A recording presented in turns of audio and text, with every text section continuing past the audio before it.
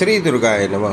श्रीमद्देवी भागवत महापुराण द्वितीय स्कंद 13वां अध्याय।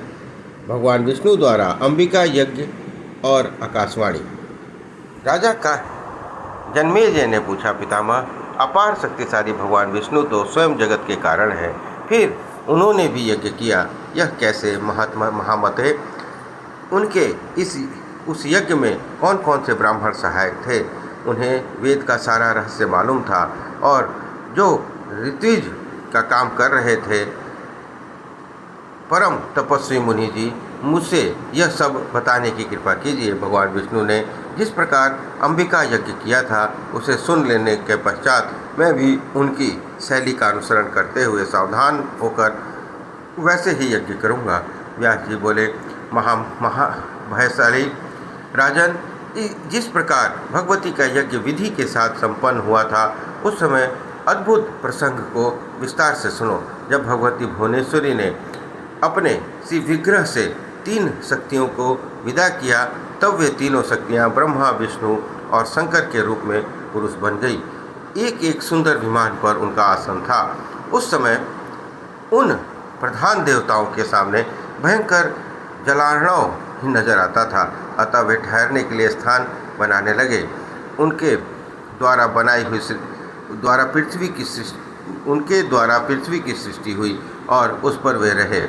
इस प्रकार भगवती भुवनेश्वरी ने ही उस आधार शक्ति पृथ्वी को अपने पास से भेजा था, तभी वह पृथ्वी प्रतिष्ठित हुई।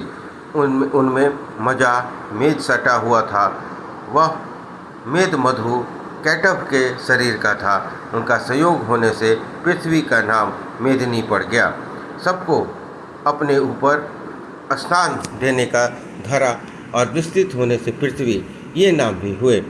भारी होने से मही भी कहलाने लगी।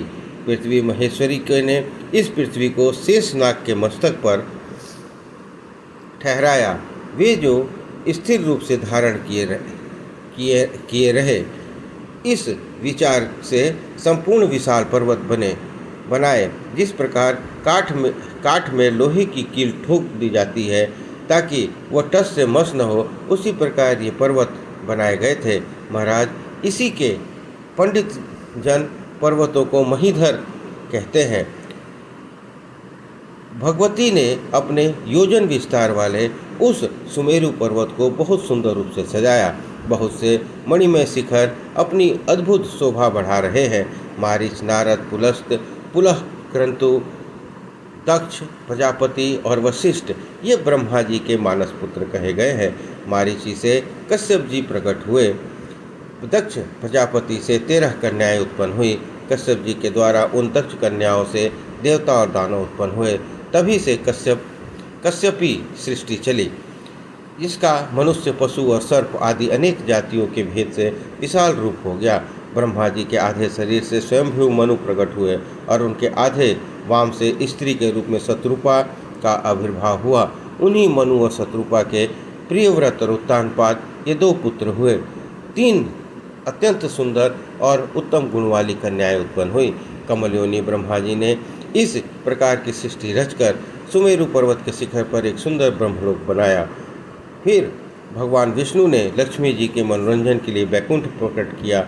उनका वह सर्वोत्तम सुरम्य क्रीड़ा भवन संपूर्ण लोकों के ऊपर विराजमान है। भगवान शंकर ने भी एक उत्तम स्थान बना लिया, जिसका नाम कैलाश पड़ा। भूतों की एक मंडली बनाकर उनके साथ वे इच्छा अनुसार आनंद करने लगे।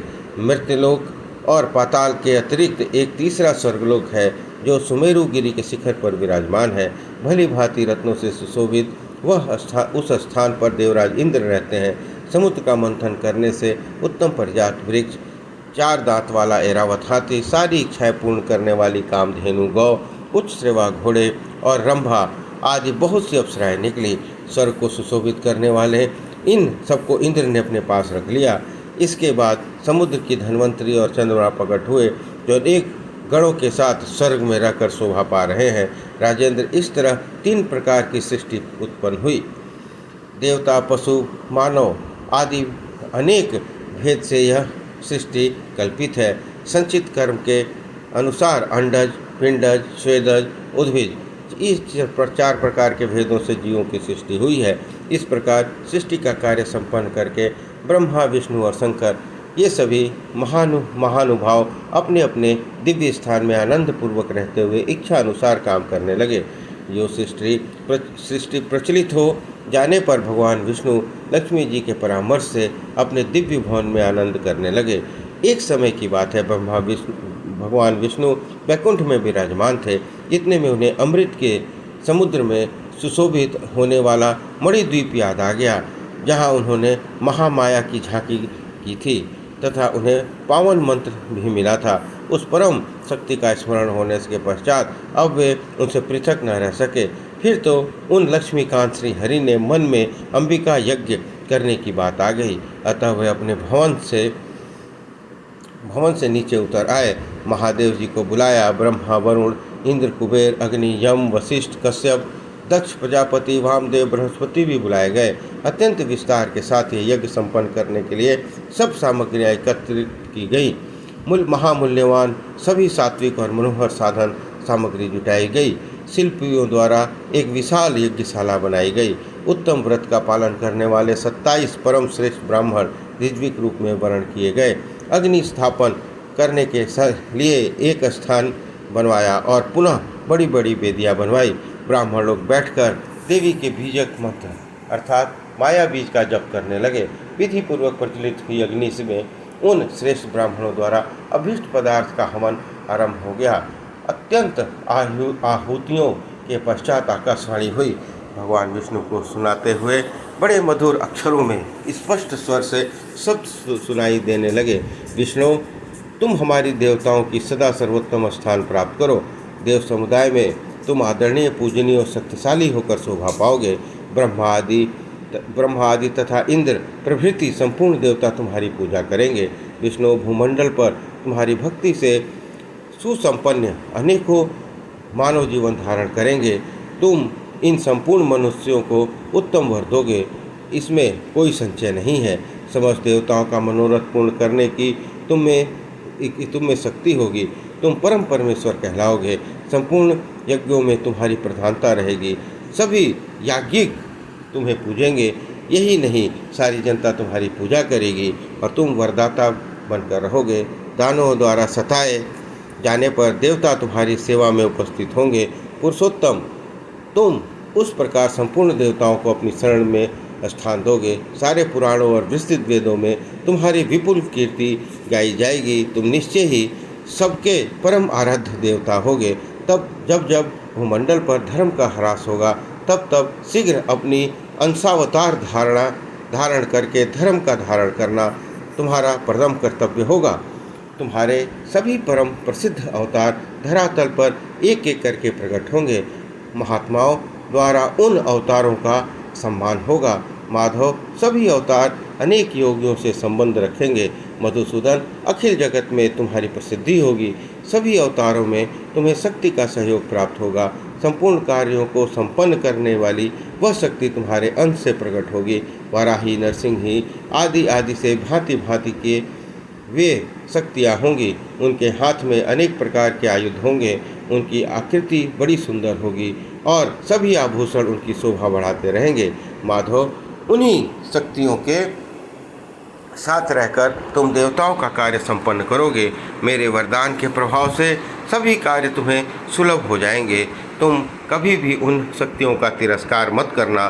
तुम्हें यज्ञ पूर्वक इस तरह के उन शक्तियों की पूजा और प्रतिष्ठा करनी चाहिए।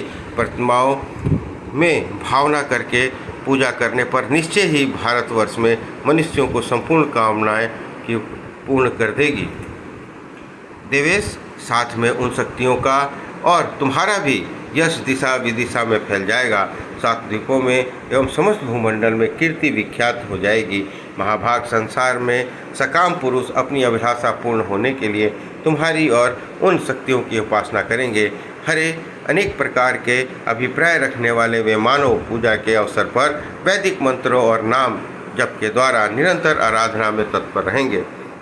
देवाधिदेव मधुसूदन, मानवों द्वारा सुपूजित होने के कारण मृत्युलोक और स्वर्गलोक में तुम्हारी महिमा बढ़ जाएगी। व्यास कहते हैं, इस प्रकार वर देकर आकाशवाणी शांत हो गई। आकाशवाणी सुनते ही भगवान विष्णु के सभी अंग प्रसन्नता से खिल उठे। तदनंतर उन्होंने विधि पूर्वक यज्ञ समाप्त करके ब्रह्मा के वंशज देवताओं और मुनियों को विदा किया और स्वयं गरुड़ पर चढ़कर अपने अनुचरों के साथ वैकुंठ को प्रस्थित हो गए। उस समय सभी देवता और मुनि आपस में अत्यंत आश्चर्ययुक्त बातें करते हुए अपने अपने पवित्र स्थानों पर पधारे। उनके मन में प्रसन्नता की लहर उठ रही थी। आकाशवाणी को सुनकर सभी के मन में भगवती के प्रति भक्ति जाग उठी थी। अतएव ब्राह्मण और प्रधान मुनिगण भक्तिपूर्वक भगवती की उस आराधना में तत्पर हो गए जो संपूर्ण फल प्रदान करने वाली एवं वेदों में वर्णित है। इस प्रकार श्रीमद्देवी भागवत महापुराण तृतीय स्कंध 13वां अध्याय संपन्न हुआ। बोलिए दुर्गा महारानी की जय।